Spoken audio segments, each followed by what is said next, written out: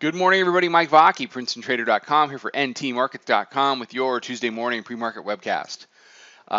S&P 500, here's the E-mini futures, the daily chart. Later this afternoon, I'm going to post yesterday's webcast. It never uploaded to YouTube. I did it. I was like, awesome. I got the webcast out. I moved on with my day. I was in the room. And then somebody asked me later on, if I had done a webcast. I said, yeah, sure, I did a webcast. And I tried to go to the link, and it wasn't there. So I'm not going to post it this morning because I don't want to confuse people, but I'll post it later this afternoon so that anybody who wants to watch it can watch it. Okay, so where are we now? We got a little push down, and the issue for me is whether or not the Bears can, kind of press this small advantage that they have and turn it into a day. If they can, then they have a chance to kind of reverse what's very typically a bullish week. And maybe at least turn the tape today into much more of a two-sided tradable tape than yesterday was. Yesterday was not easy to trade.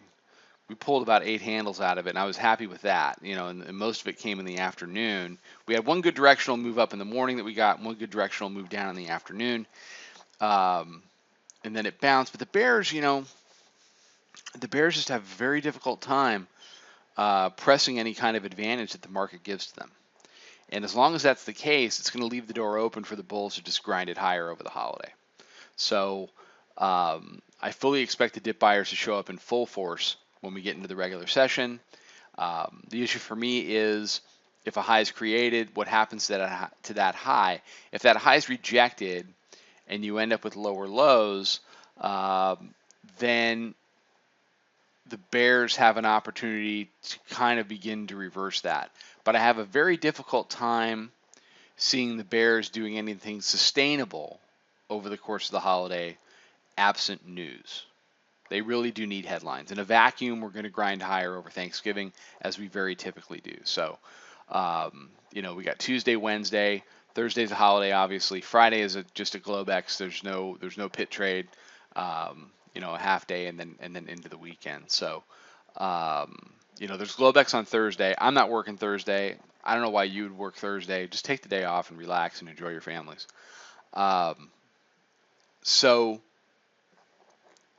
today's kind of up in the air. Each side has an opportunity to press.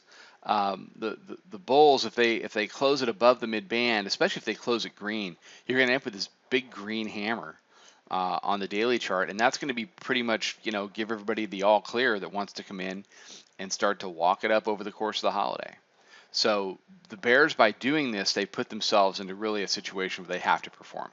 They need to perform. They need to break it down lower, preferably take out the weekly pivot at 60 and try to push it and close it below. That'll at least put some doubt into the mind of the bulls as they head into into the rest of the week. All right, everybody have a great day. Follow us on Twitter at Princeton Trader. Check out the website, PrincetonTrader.com. Come check out the chat room. I'll be back tomorrow morning with another webcast. Trade them well, everybody.